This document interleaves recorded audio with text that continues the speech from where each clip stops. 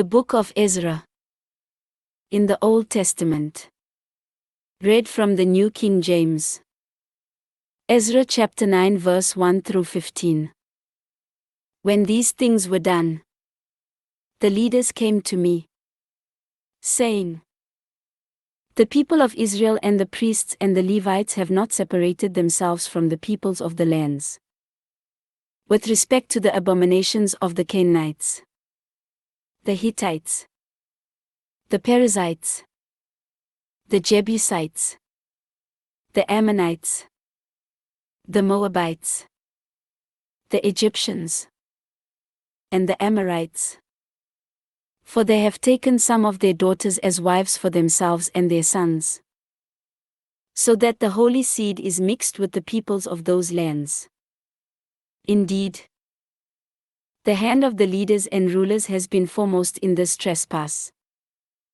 So when I heard this thing, I tore my garment and my robe, and plucked out some of the hair of my head and beard, and sat down astonished. Then everyone who trembled at the words of the God of Israel assembled to me, because of the transgression of those who had been carried away captive. And I sat astonished until the evening sacrifice. At the evening sacrifice I arose from my fasting, and having torn my garment and my robe, I fell on my knees and spread out my hands to the Lord my God. And I said, "O my God, I am too ashamed and humiliated to lift up my face to you, my God, for our iniquities have risen higher than our heads, and our guilt has grown up to the heavens. Since the days of our fathers to this day we have been very guilty. And for our iniquities we, our kings, and our priests have been delivered into the hand of the kings of the lands, to the sword, to captivity, to plunder, and to humiliation, as it is this day. And now for a little while grace has been shown from the Lord our God, to leave us a remnant to escape, and to give us a peg in his holy place, that our God may enlighten our eyes and give us a measure of revival in our bondage. For we were slaves.